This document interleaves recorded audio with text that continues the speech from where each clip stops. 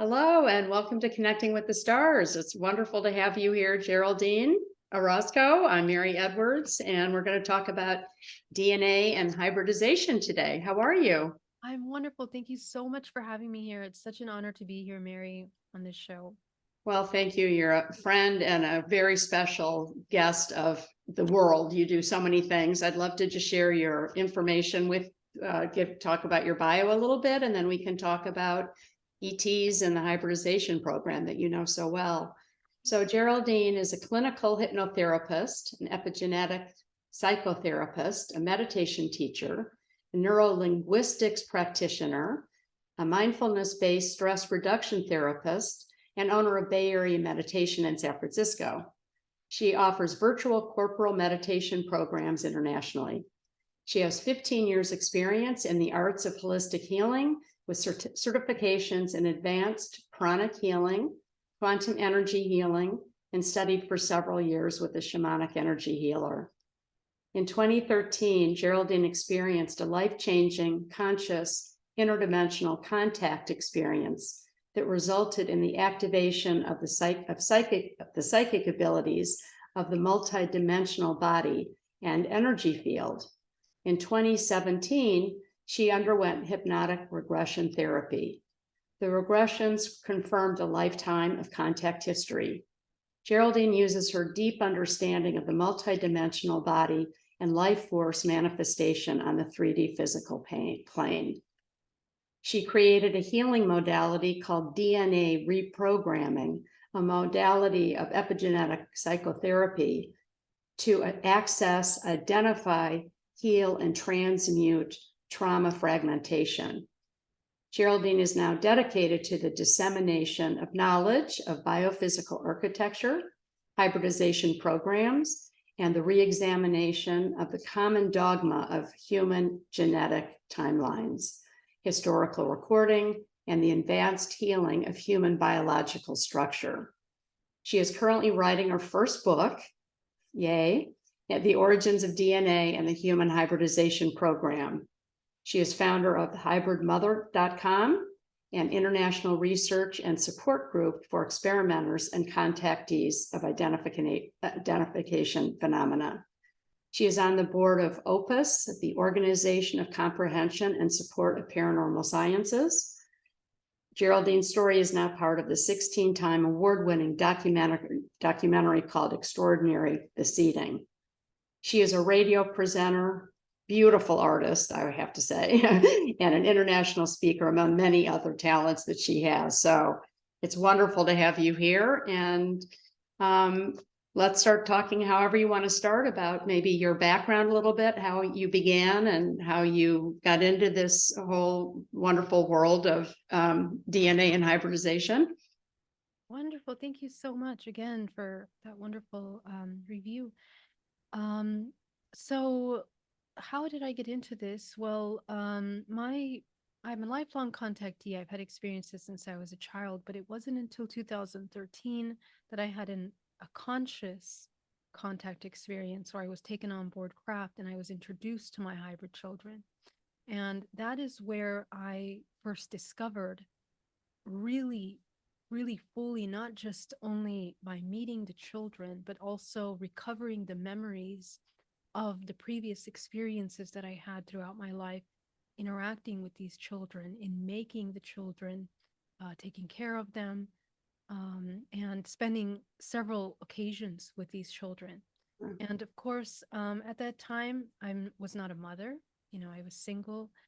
Um, and so having that shocking revelation and connection with these children was pretty paradigm shifting because I could not recall for the life of me, how I could have forgotten that I had participated in creating these beautiful children.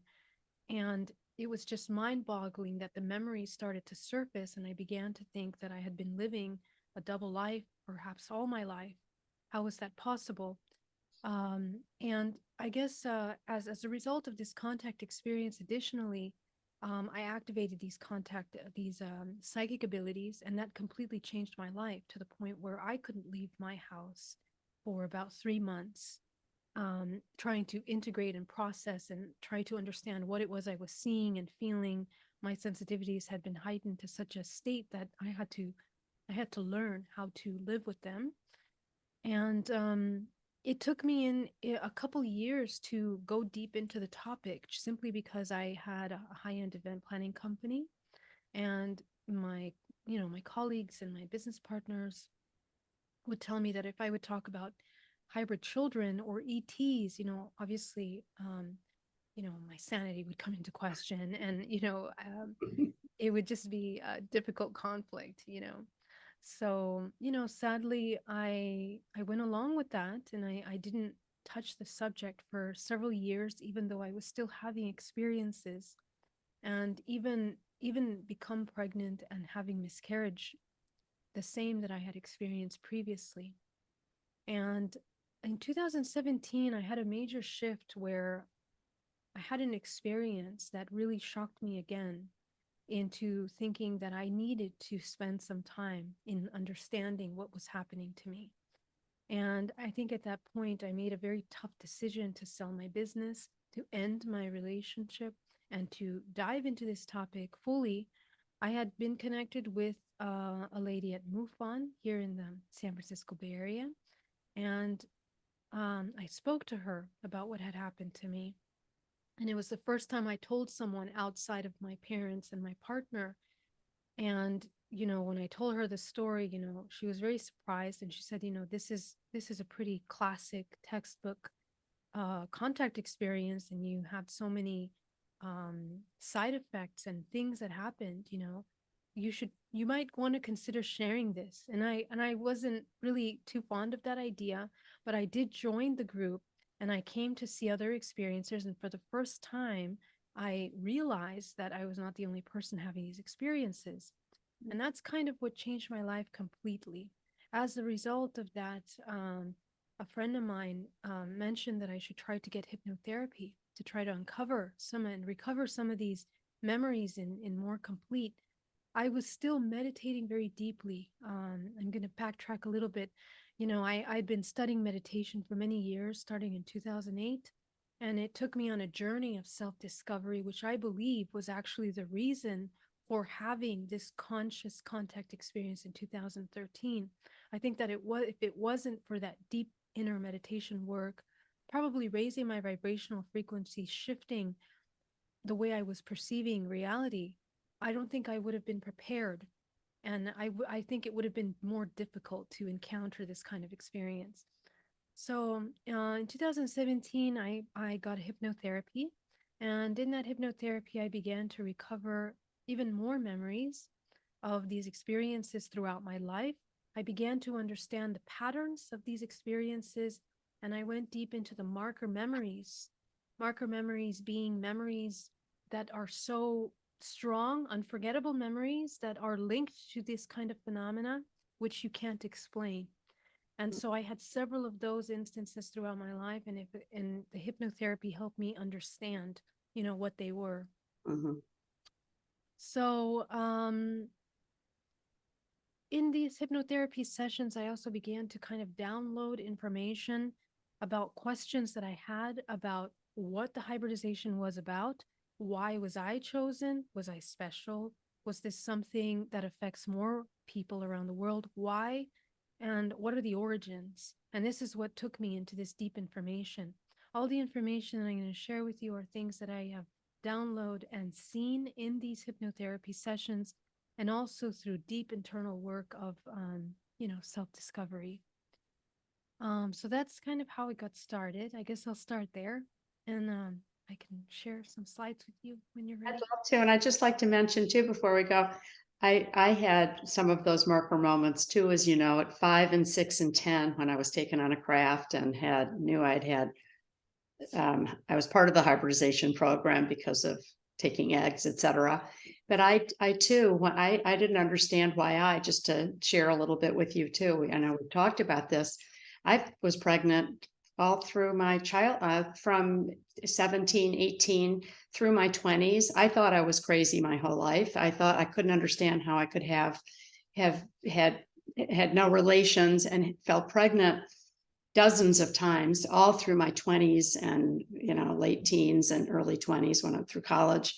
And after college, I ended up having my own children in my late 30s, 38 and 39. But up until then, and then beyond that, I still had these similar symptoms. And it's so shocking. And, I've told you, I've just sort of come out in the last few years. I've been doing more of a deep dive, and I can understand now what some of the blessings of all this was, what the gifts were of getting connected on a whole nother level, and how DNA did play such an important part of it because of my family background that you know about, that went back 94 generations. And I've been looking at my healing and my connections to my star family, and all the way through different lifetimes of what I've done and been. And only this year have I really learned a lot more, and I have a lot more to learn. I'm way behind you, and most people out there have been really researching this and doing deeper dives. But it took me almost my whole life to actually talk about it. And some sessions with you and Barbara Lamb and a few other people, I've started getting the courage the last few years to talk about it. But it's difficult, and it's becoming more and more common. A lot of it's changed now, as we know, but the gifts outweigh some of the fear and the confusion of the past. But it still nonetheless is very difficult for many people to really talk about and understand and see that what we went through to sort of get to here.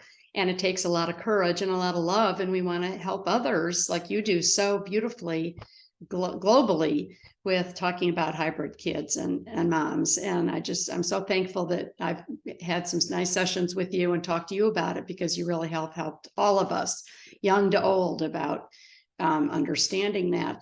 And the DNA piece is key, as we know, to why, I kept saying, why me my whole life, decades, why me, why me, why me? And we are not, we all play our part for whatever the different species, the different roles we play here, and why they did pick us, and why many of us were picked for each individual separate role that we're doing here, or for whatever particular reason it is. So anyway, it's just really nice to be here, and I can't wait to see some of your slides and hear more about you. But I just wanted to throw that out too, because this is all new, really new for me in the last few years myself. And it's just so helpful to be able to share it and talk about it and hear from a pro like you about how it really happens, and why us, and why so many other thousands and thousands of women and men that are experiencing this. It's getting more common, isn't it? Mary, thank you so much. And I want to also commend you on your bravery for coming out and talking about this, because it's a very difficult topic. It's very touchy, and it's not a topic in the UFO community that wants to be touched barely ever, and I think it's been a long time coming for this topic to come out into mainstream. And for the first time in history, it actually is coming out in mainstream, which is incredible, and you play a huge part in that too. I mean, you've shared your stories publicly about your experiences, and that's huge, Mary. So thank you so much. And don't you think too, part of COVID was really helpful? I mean, to Black Lives Matter, all of us were trapped inside in isolation and confinement for several years. We watched a lot of death. We saw Black Lives Matter to the Me Too movement. We saw trauma on so many different levels.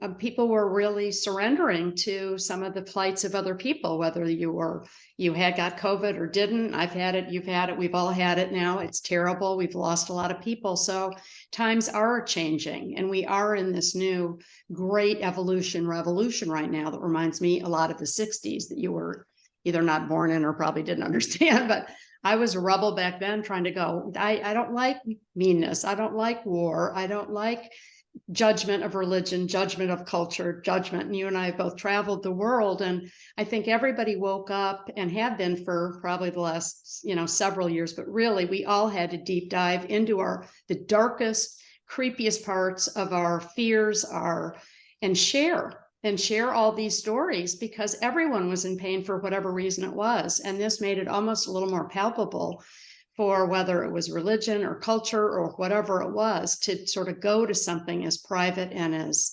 sensitive as reproduction. I mean, and look at it now. I mean, now we're in it, and it does touch a nerve. And I think a few people have said very weird, mean things to me, said, why are you talking about it? I said, because there are a lot of other people like us that need to come out and help others share that this is, how many millions of people want to, I mean, we know that many, and we're all part of the hybridization program. We're all hybrids, but we are contactees, and we are brave women to be able to share this. And I really herald you for taking such a large role in this. And I can't wait to learn more from you and with you and help others, particularly children and kids and teenagers that are going through this now, because our kids are our future. And I know what I had to go to, I had abortions, I had miscarriages on the pill. I was always protected. I didn't know how I could be getting pregnant. They took like 1,000 eggs of mine. I mean, whatever it is a creepy topic. And now I'm just going, I'm so grateful that I have a bunch of hybrid children. I've only talked to several of them in the Pleiades. I know you've had intimate conversations and relationships with them, but whatever it is, we tell the truth. And I'm just learning a lot. I always say I'm still a newbie at this, but I am telling the truth, because you can't make this up. You don't want to make this up, but we want to tell the truth to share and help others unlock this pain and this fear, and some of the being told to, like, once again, as women, for whatever reasons, we have to help activate other women and men who think maybe they've been part of this too. So anyway, I really, I cherish your work and your commitment to this. And I can't go back and do what I used to do either. I mean, I'm now like, all I want to do is talk about this and help others and open the door to a really open, kinder conversation and lack of judgment, because everybody has stuff. We all have fear. It's a part of a creepy time right now. And it's also the most enlightening time. And this is part of our learning about our DNA and learning about where we come from and why we're here doing this at this particular time. There's no more important time for us to all share our stories than right this minute. And that's why we're here right now, right? Absolutely. And I mean, you and I talk about, being hybrids ourselves kind of lightly, but, to get to that understanding, it took a lot of work and a lot of understanding and uncovering and digging and looking at our history and looking at ourselves and our own DNA and what it means to be a soul in this physical vessel. So, it's a long time coming. So we haven't come to these conclusions just, it's not like a flighty, just a way of speaking. It's a very profound, deep look at our history and taking a look at how we have evolved through history, questioning the difficult questions about our genetics, the genetic jump from the ape to the human, and taking a look at how that has developed and evolved through history. Because in reality, and based on the experience, research that I have done, it is all there. We just need to understand the right questions to ask and where to look. Right. What is GMO? I mean, we can just start right there. To be GMO means genetically modified, that we have been genetically modified, meaning that in some way there has been an intelligence that has edited our genetics in order to produce something with an end goal. And the way that we become genetically modified, there's many different ways we become genetically modified. And we know this through epigenetics, which has gone into mainstream over the past 20 years, that we literally are a product of our environment. And the environment that we create for our bodies is writing the DNA that writes the protein, either the protein that is productive and creates a healthy environment in our physical body, or that is counterproductive, that creates illnesses and begins to inherit the psychological and biochemical traits that have been passed down of these illnesses through generations and generations. But what's really being passed down is a way of living, a way of existing. And that's something that we now in this enlightened community are kind of really opening our eyes up and questioning, what does it mean to be awake, to be enlightened, really? What does it mean to be conscious, co-creator of your experiences? And I think as you mentioned, we went through major awakening over the past couple years, but also something very powerful is happening where the veil is thinning, not only just as we're just thinking or imagining that, but vibrationally as a collective, we are entering into a higher octave vibrational frequency collectively as we reach the photon belt. And this literally allows every single molecule in this universe that is participating in this ascension, which is a natural movement, um, to move interdimensionally in a way that we've never been able to before, which is a combination of consciousness and the physical. These two are merging. Yes. So more people are having contact experience, more people are remembering their experiences and are willing to talk about that. And to me, it's been incredible how in the past couple years, these have come into the mainstream. For example, very famous singer Demi Lovato.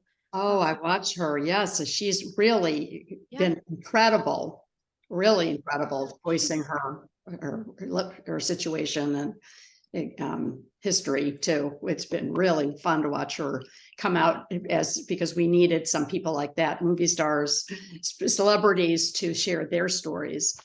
And then all the mystics. I mean, but anyway, go ahead. She has been incredible. I really was the last few years, loved watching her come out and talk about these things such a positive way and an understanding way that really broadcasted on a whole nother level.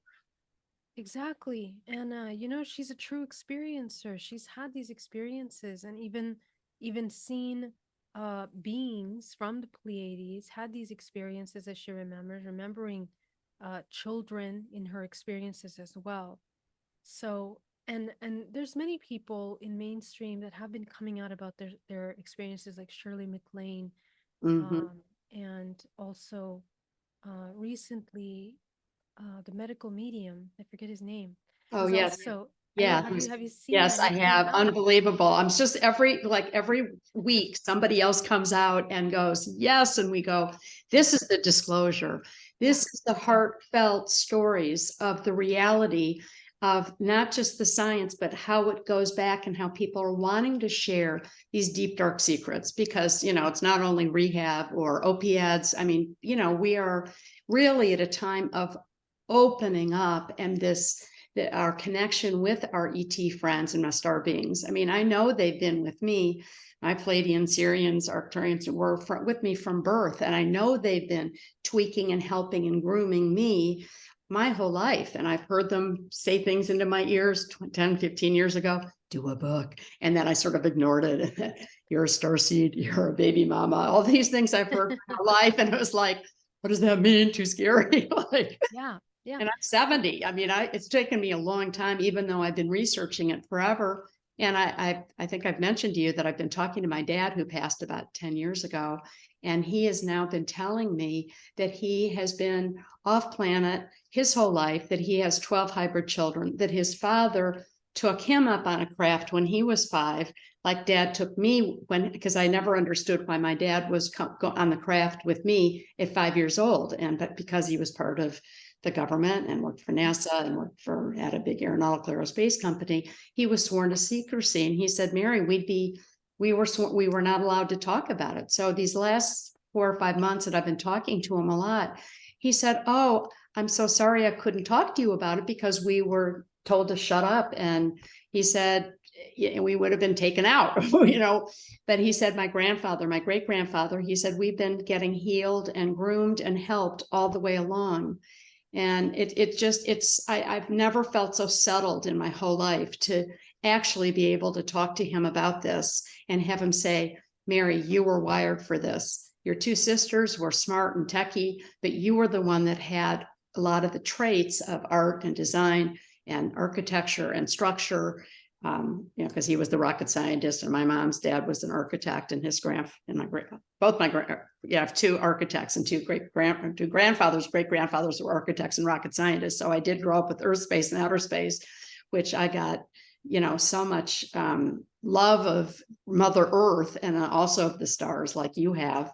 But anyway, I just think this exposure that we're getting by talking about it like just a fireside chat, talking about it helps everybody, anybody who's going to be listening to this and all your wonderful things that you do to help share the stories will help open the doors. And, they tell me that it's because of my family genetics and because of whatever the strain I was with going back to both of my parents, and how they really helped take some negative things out at birth, maybe some of the whatever that was, and they keep tweaking and helping me. And I know that they've saved my life all the way along, from not being completely like checking myself into an insane asylum, thinking what, you can't, how could I have been pregnant my whole life when I've never done anything?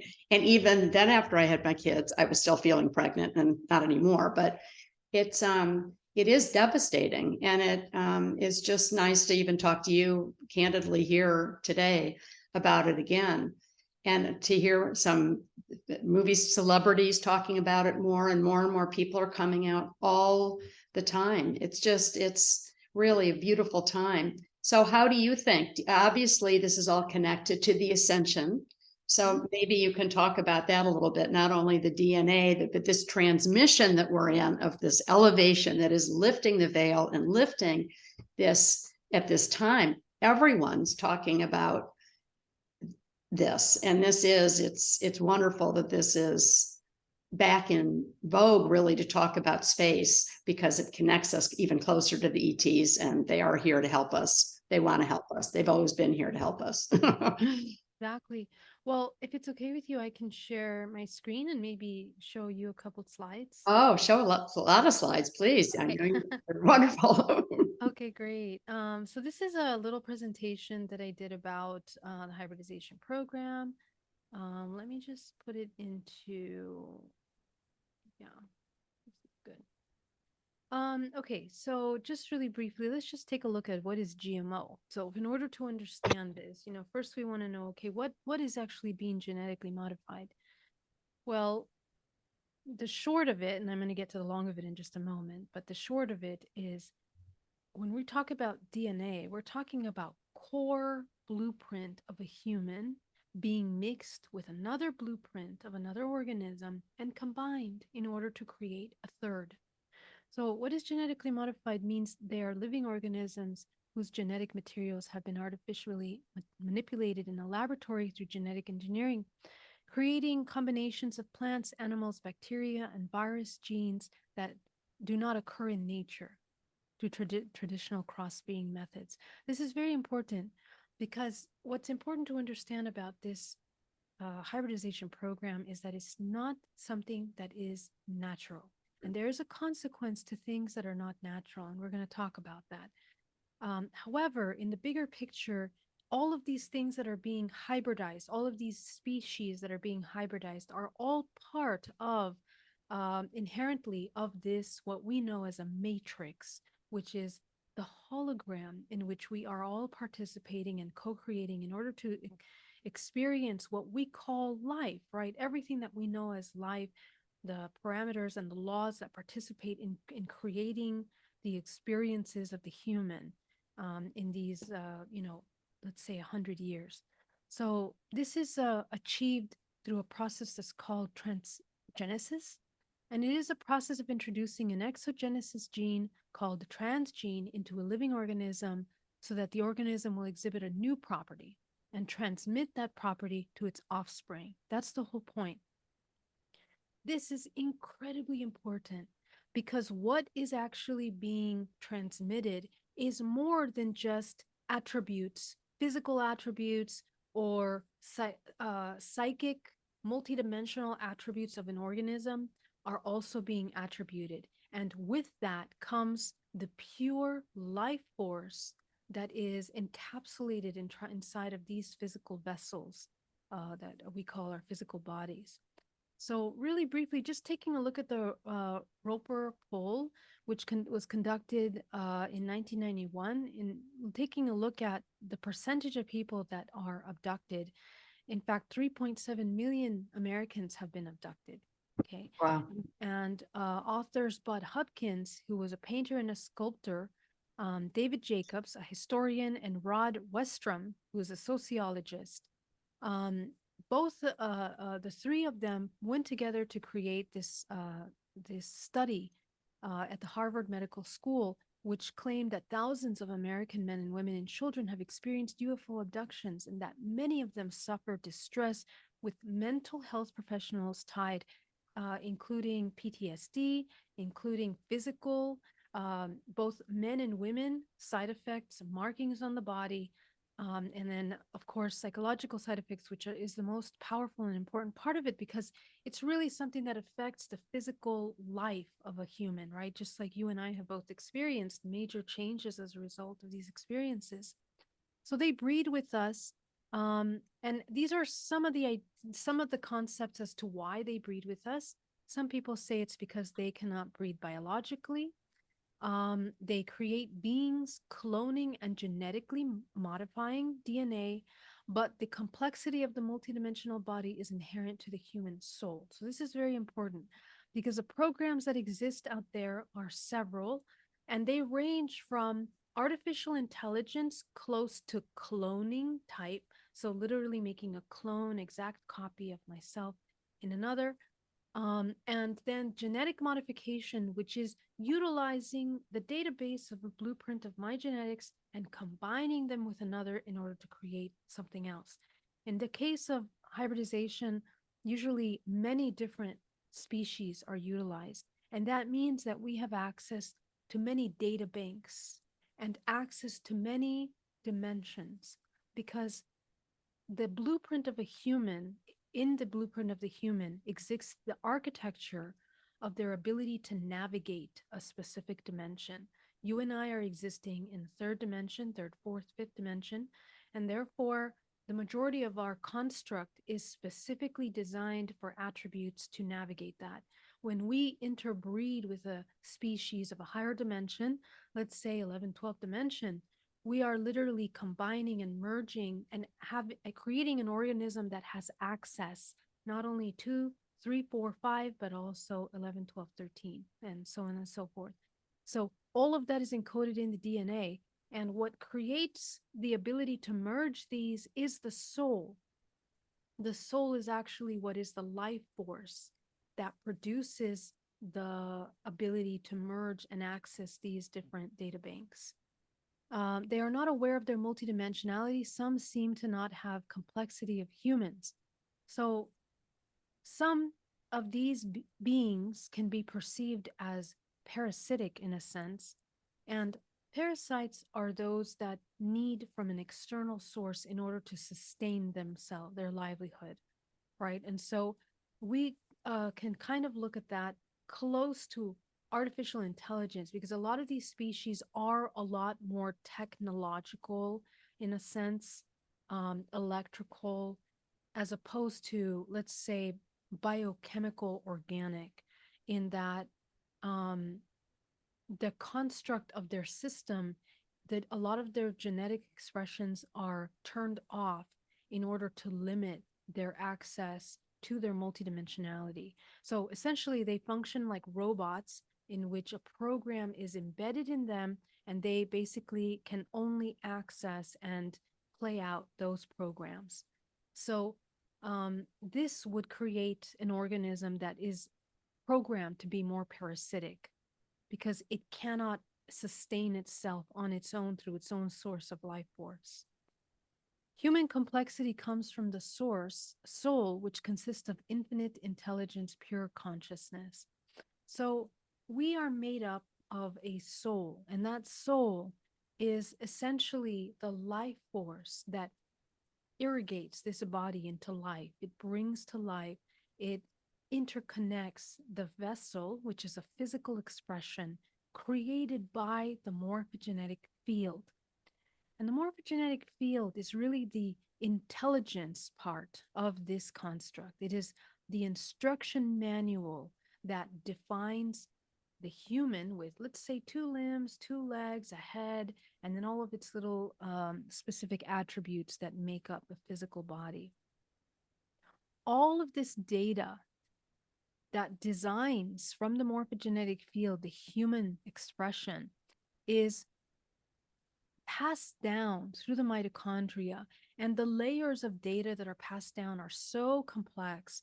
It's information that addresses the physical makeup, psychological, chemical, and electrical layers of the physical body. All of that is encoded in the mitochondria, and the mitochondria functions like a snapshot of the aggregate of the before. So basically, the history, if you want to look at the history of a human, we can look at their ancestral lineages just by looking at their DNA.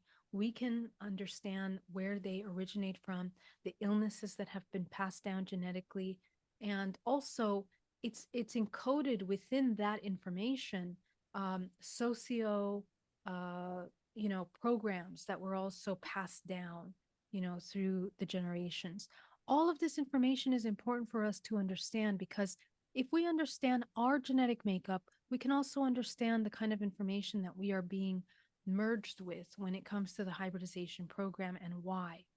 So, the soul, when it connects to the physical body, it connects to the two systems, one being our ancestral DNA network, which is basically all this is basically an outline for participation in the matrix and all the programs that exist within the matrix beyond time and space. So, past lives, future lives, all of that is encoded and organized through archetypes, which is organized within ancestral lineages that we can access. And many of us that have incarnated here many lifetimes have access to a lot of this data within our genes. We have access to it through hypnotherapy by accessing past lives, and we can integrate and we can understand our current relationships by digging up that information as well. So all of that is what is comprised within our DNA. Now, let's talk a little bit about the hybridization program in terms of methods of abduction, or as I like to call it, contact. I don't really like to use the word abduction, but people still use the word abduction today to describe these experiences that might be seemingly intrusive. And we're going to talk about that. Are they intrusive? Are they not intrusive? Where's the free will? But some of the ways that these contact experiences are carried out through physical screens. So, literally 3D holographic imagery pulled from the subconscious mind of the contactee.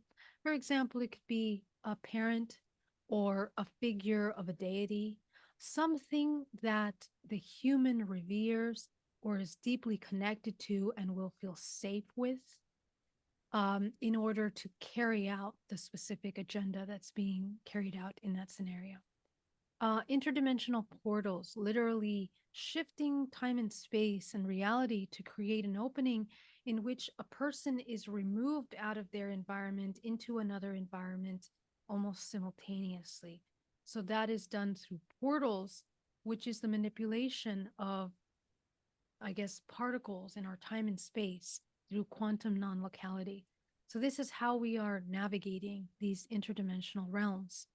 And these are masterfully orchestrated by these interdimensional beings. And I will explain that in just a moment.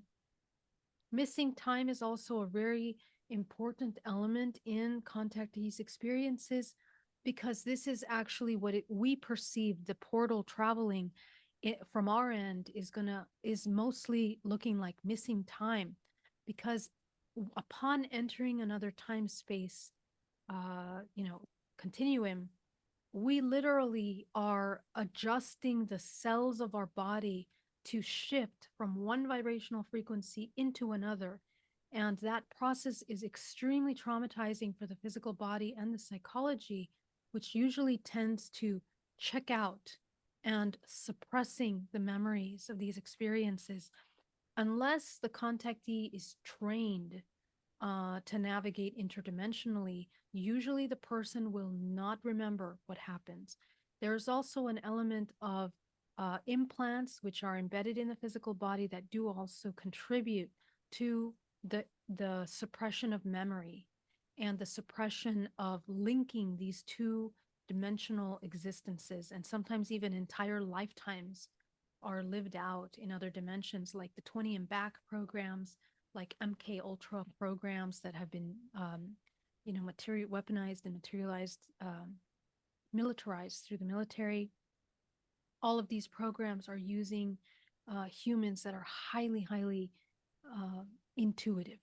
Well, I Okay. just want to mention here too, I was part of my Yeah. lab and I've been part of a robotic, and you and other people have mentioned this. And I literally just, whenever and I hear missing time, I have probably don't remember half of my 70 years.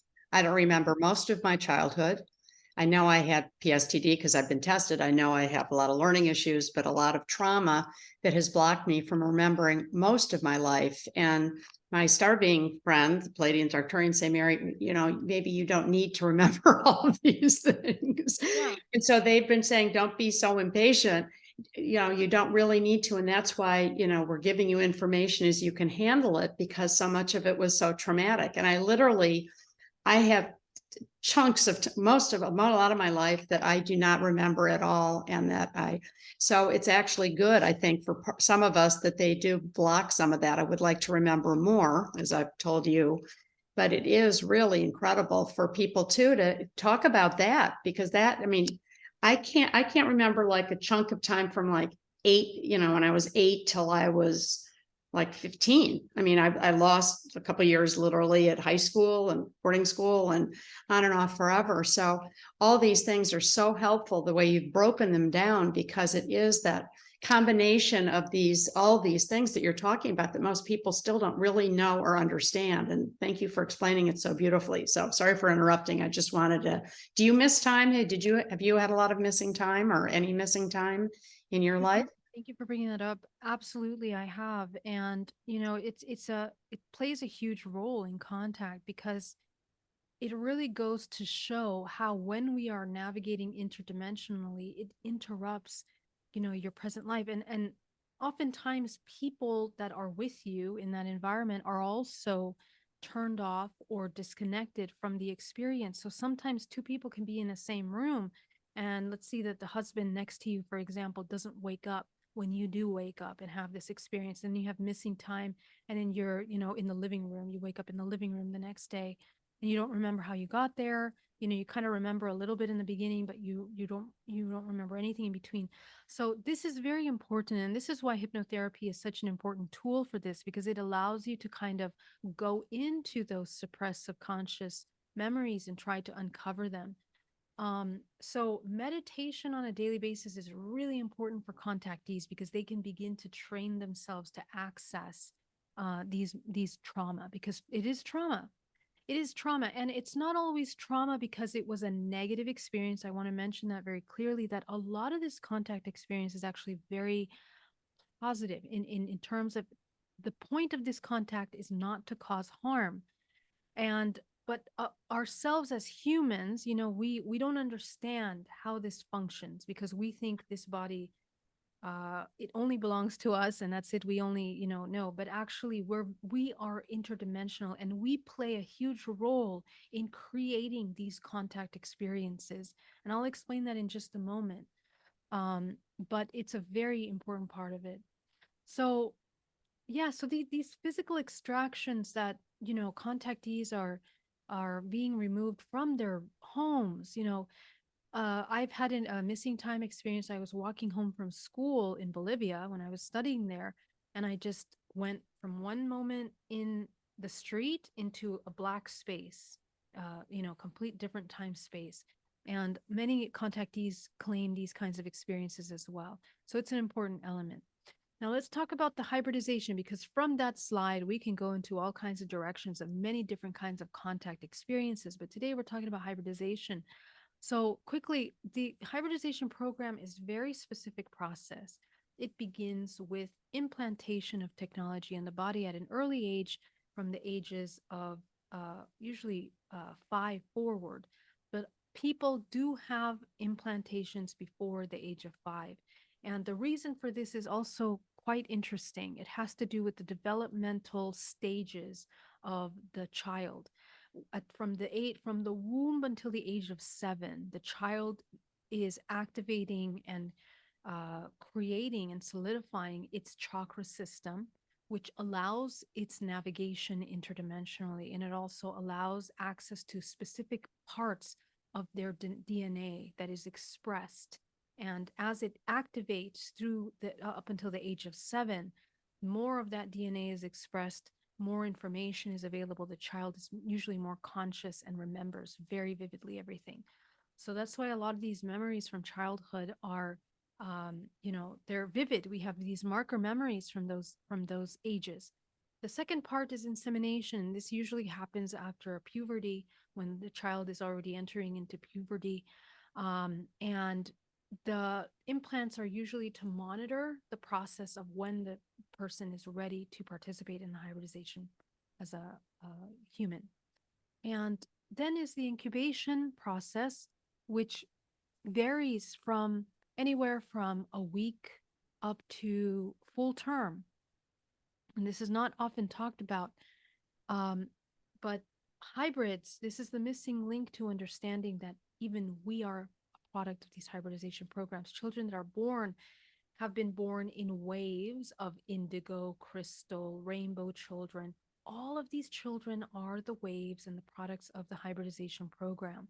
So to think that this topic is not important is insane, because it really affects our generations and the access to information that we have through generations. There is also the extraction process, and that's when they remove the fetus when this is a interdimensional being. So usually the incubation process is often sped up also. Okay, so oftentimes the fetus that is removed has been sped up in their incubation. So even though they're removing the fetus at 1 to 2 weeks, what they can remove can be a more advanced fetus from, no longer a zygote. It's already like formed into a fetus. And then it comes the output of the programs, which are either they are inserted in the hybridization program, or they are still continued incubated in suspended incubation tanks, which are walls and walls of incubation tanks within these hybridization craft, depending on the programs. And their timeline and their lifespan is designed from that perspective. The hybrid is either born on board craft, they are either taught and groomed to be on board craft, to be interdimensional beings even. Some of these fetuses don't make it to the physical form. They are interdimensional. It is just to capture the soul, in other words, and then that soul life force can be directed for very productive reasons or very counterproductive reasons, depending on the program. Okay. Um, the other part of this is, of course, the human race, which is a product of the hybridization program. So we are a product of that. Now, this goes into a little bit more technical discussion of different types of insemination. Um, Women and men, both women and men, are participating in these processes. And of course, it's a bit more intrusive for the women, because the women are, the procedure is more internal, in which the eggs are removed from the body. And insemination, the incubation process isn't always done in the body of a female. It can be done externally in a petri dish, or in these artificial incubation tanks as well. So uh, sometimes women just experience the extraction of the eggs.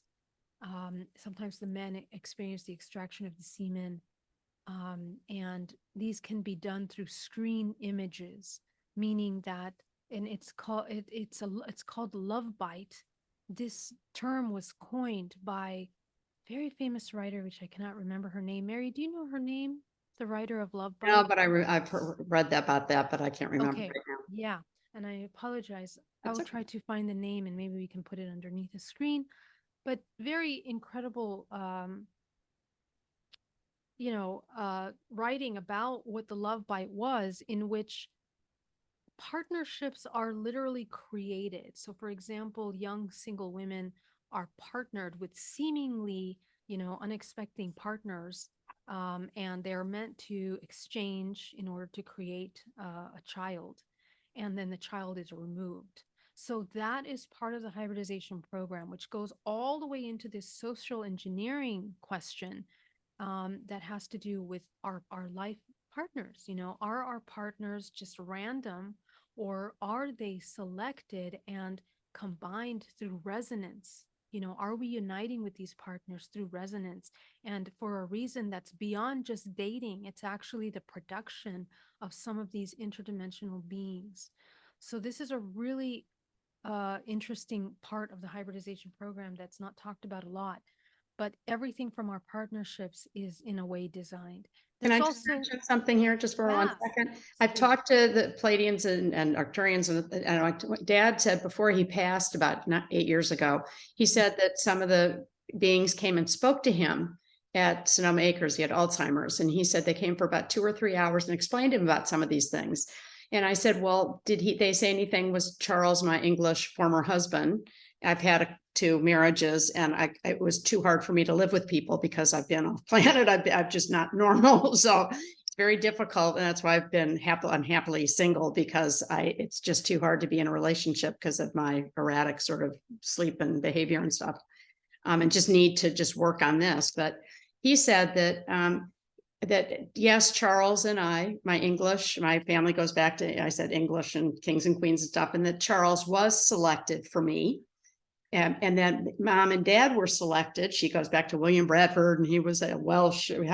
So he said that they gave a lot of information to him on his deathbed, saying this you can pass on. He had a lot of questions, and they answered a lot of these things. So I've been learning about all these really interesting things, because I always wondered, because I was obsessed by England. I lived there. My parents took me there when I was 10 to go to Stonehenge.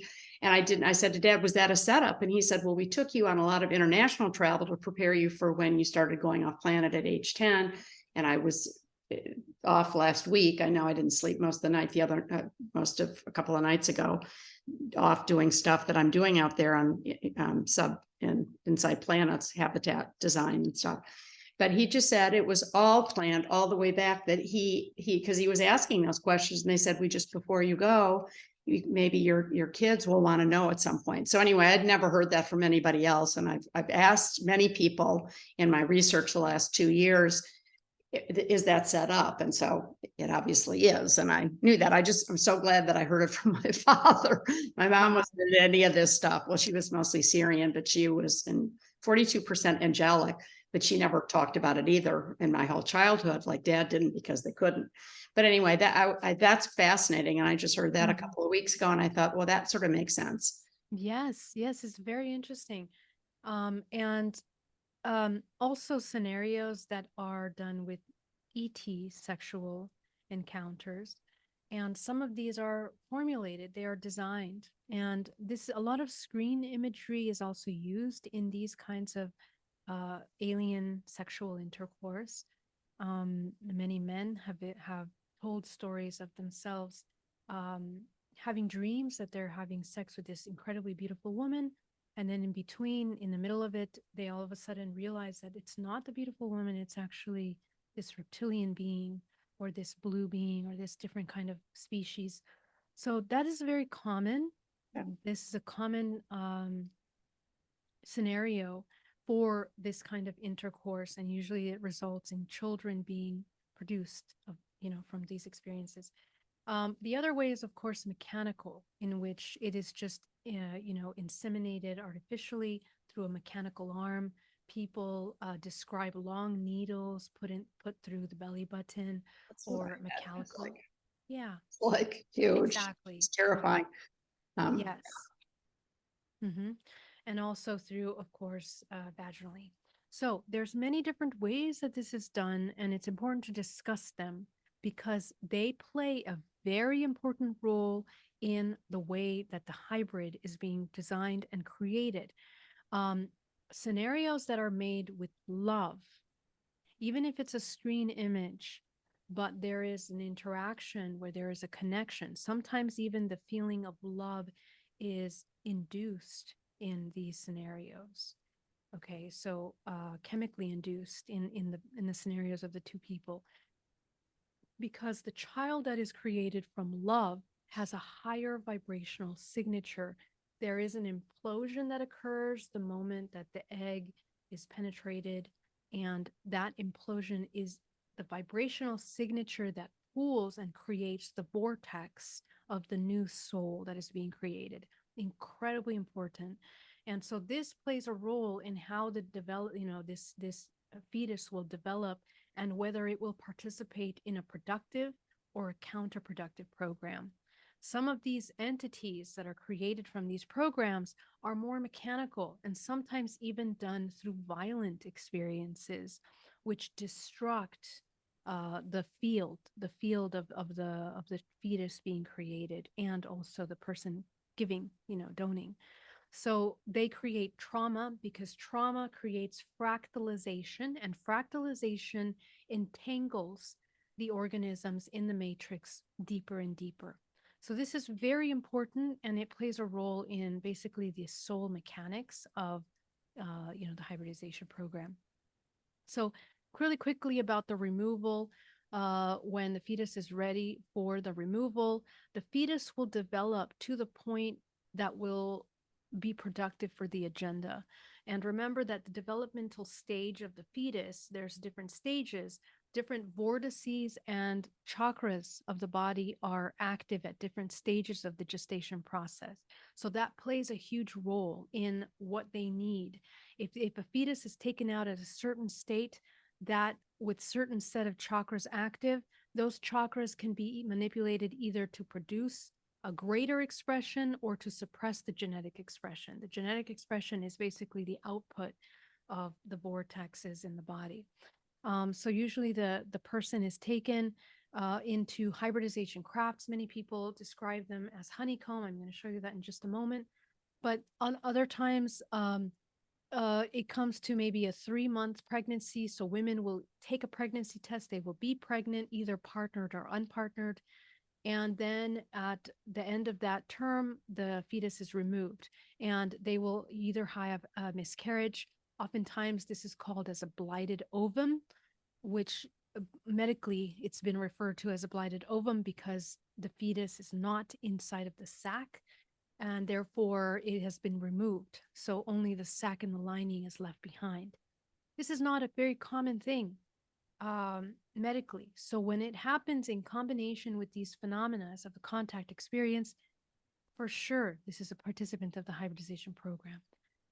Now, this also, we can talk about a pretty dark program of Planned Parenthood and other um, genetic modifications, socio-genetic, epigenetic, what is it called? I forget the name now, but where literally genetics in our human race are being modified through these kinds of miscarriages.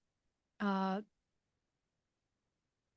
what is it called, Mary? I'm sorry, my brain is Oh, that's okay. sorry, eugenics. Eugenics, yes, sorry. Okay. And this goes into a deeper part of it. The terrestrial hybridization program is deeply, deeply focused in the eugenics of many different races and specific bloodlines that have been cultivated for generations. So that is also another very important element of this, that is participant in this. Okay, so vivid dreams of medical procedures and abductions. If they are, the more medical they are, the more terrestrial that program will be, the more interdimensional, the more highly advanced technology you're seeing in these experiences, the more interdimensional it'll be. And also, it's oftentimes combined with medical emergencies that people claim, weird illnesses that cannot be explained, that are temporary and then cured overnight. Um, Sometimes endometriosis, and sometimes reproductive illnesses that are temporary and then they heal. All of these things are side effects of these hybridization experiences. So in my personal experience, this is just kind of an outline of the experiences that I had at the different age stages in which I participated in the hybridization program. Many people have these kinds of experiences where they are very clearly showing, these marker memories that lead to these side effects physically. So this is kind of what a hybridization craft looks like. It looks like a honeycomb with different layers. Now, these are remote navigated, which means that there is another mothership that manages these crafts, and there are usually hundreds of them that are participant of these fleets. A lot of these programs are managed by Draco reptilian groups, and within these micro uh, cities of hybridization, usually there are many species involved in them. So it's not too much about the species, it's more about the vibrational frequency and intention behind these crafts and what they're doing. Okay. This is a image of what one of the motherships that I saw really looks like this Death Star that we actually have seen in Star Wars films. But literally, these are motherships that are entire. This is layers of. It's almost like cities and cities inside of these crafts that are very militarized and deeply, deeply connected with the shadow government on Earth. So there's a very deep connection between those programs. Now let's talk a little bit about hybrids and what they're created, why they're created. This is kind of an older list. I think I've updated this list actually since I've written this, so I'm sorry about that. But essentially, we're talking about higher strands of DNA. So when there's a hybridization, because we are combining lower dimensional organism with higher dimensional organism, their DNA is active, more active. They're also part of the reincarnation cycle. Some of these hybrids are put into the reincarnation cycle. A lot of these hybrids don't carry dirty DNA, which means that they are not carrying matrix programming. A lot of them that are higher vibrational frequencies are from higher dimensions. Therefore, they have flushed out a lot of the matrix programming and have access to higher abilities.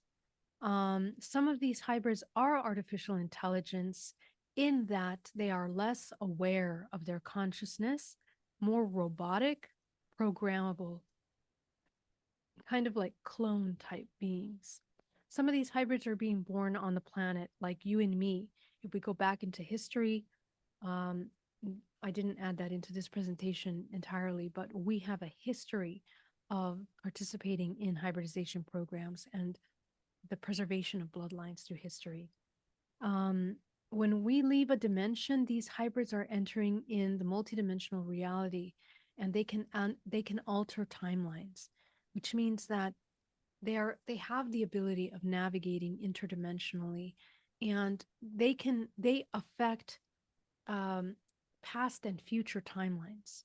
They don't only exist in the present moment. They have also been groomed to obtain a much higher vibrational state. They require knowledge of the human of a human that is reincarnated several times. So this is a very highly activated human.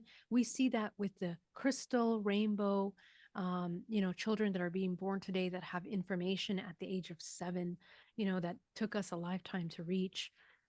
They are already tuning into that information and they're highly connected. So, in order to stop being affected or abducted, it's imperative to raise the vibrational frequency and come into awareness to navigate this physical body interdimensionally. Um, so, that's a little bit about that. Hybrid children are a mixture of different species. In this particular program, they look more humanoid and some reptilian traits to them, but definitely keeping that human blueprint. But there are hundreds of different kinds of hybrids. And I don't think I included it today, but I have many pictures of the different kinds of hybrids that there are. Different kinds of hybrid programs are both interdimensional and physical. So, the human hybridization program is based on the eugenics program of monitoring specific DNA blueprints and bloodlines. And interdimensionals is about opening of portals, creating human portals that allow the access to interdimensionalities and realms. Because each human is a portal for dimensional data. And we already went over that. Here's a little bit about indigo children. I'm sure, many of you are very familiar with that. Crystal children and their attributes and what they inherit. But I think now we are coming into another wave of children that's even far more advanced. And even us, we are understanding the alchemical process of creating children now, which plays a tremendous role in ascension. So how we are creating children, alchemical union is actually a secret that has been suppressed for many generations, but actually is the key to creating an activated human that's channeling more soul and source through that. And that affects like their interdimensional travel, through their life. So Right. anyway, that's a quick little overview of the hybridization Well, program. Well, this has been an incredible hour, and I will you please come back and we can do part 2? This is unbelievable. Anyway, thank you so much for all your wonderful information. It's been really good talking to you and hearing all your wonderful news here is just incredible. You explain it better than anybody I know on the planet. So I thank you for that. Will you return, please, so we can do part 2? It would be an honor to return. Thank you so much, Mary. I really appreciate you having me on, and it's an honor. Thank you so All much. righty. Well, thank you so much, and I'll look forward to seeing you again soon then. See you soon. Thank you.